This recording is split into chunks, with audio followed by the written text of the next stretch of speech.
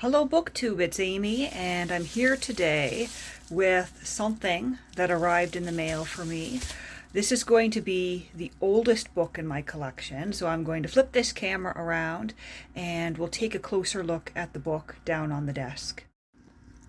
So this is an order that arrived today from Rook Books in the United Kingdom, R-O-O-K, Rook Books, and we'll just twist this around so you can see the spine. It says Thompson's Seasons, and this is an edition from 1795 of a poem that was published in the 1720s. I guess you could call it a poem or a series of poems about the 4 seasons of the year. And just look at the boards on this book. I mean, ignoring that little stain there, but it's gorgeous. Look at that texture on there. I mean, it's very smooth, but it has the appearance of texture. This leather almost has the grain of wood. And then we've got this gold tooling around the outside of the book. And we can see it on the inner edge of the book as well as the outer.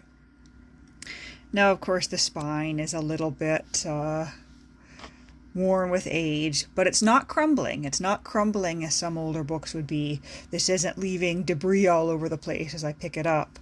Now, it very well might when I go to read it, and I guess there's a tiny bit of debris there. But it's in pretty good condition for what I paid for it.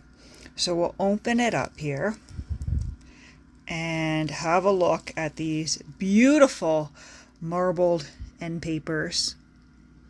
All sorts of yellows and greens. And we have one of my favorite things. There's a book plate here from a previous owner, J. Thornhill, it looks like, it looks like a woman with some sort of feathered crown sitting maybe at a table. But below her is this crest, which sort of gives the appearance of rows and rows of books. At least that's what it looks like to me.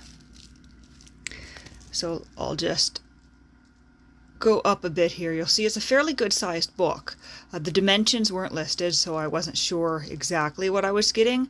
I was hoping it wouldn't be something tiny, and I was pleasantly pleased with what arrived. So we will open it up farther.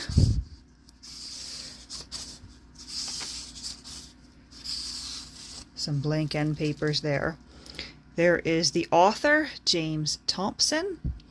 There is an inscription from a previous owner, David Gold, January 4th, 1941. So someone who owned this book in the 20th century.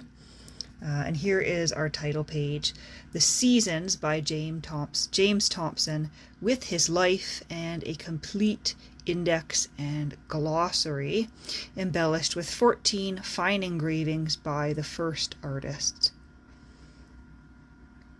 London, printed by and for, looks like T. Chapman, or J. Chapman, I think that might be J. Chapman, number 151 Fleet Street, 1795.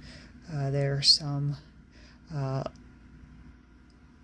I guess children, angelic looking children in the nude, playing with some flower garlands, and I think that one back there definitely looks angelic. Or maybe that's not a child at all, it's hard to tell. No, I don't think that's a child at all. That's a fire. That's a fire, and someone is warming themselves by the fire. Moving on here. Life of the author, spring, summer, autumn, winter, and then the index and glossary. The life of James Thompson. Born the 7th of September, 1700. And I think this Life of Thomson, this biography, goes on for several pages here. And this paper is in remarkably nice condition here. So there is Spring, Book the First. Someone is fishing here. Someone is perhaps pointing to something up in a tree. And someone is lounging here on the riverbank. And maybe he's got something. I don't know if he's playing some sort of game or eating something. It's hard to tell. But there is spring, summer, autumn. And this book is a little bit cold because it was just dropped off by UPS. And so it has a little bit of a chill to it. And it ends with, it looks like a hymn to nature. There's our index. And these wonderful end papers again. What's this back here? Oh, this is an advertisement for another work. This day is published #1 price, 2 shillings and 6 pence, dedicated to the Marchioness of Salisbury, of an elegant edition of Young's Night Thoughts, with notes, critical and illustrative, by the Reverend C.E.D. Coatlogan, to which are added Life of the author. So that is another work that someone could buy.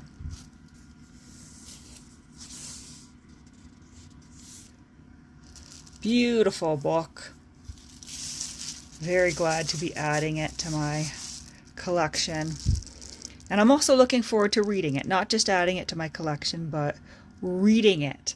Because this is a poem that I've been wanting to read. I've had it mentioned recently in a couple of essay collections that I was reading, and I wanted a nice edition in which to read it for the first time. So there it is, Thomson's Seasons.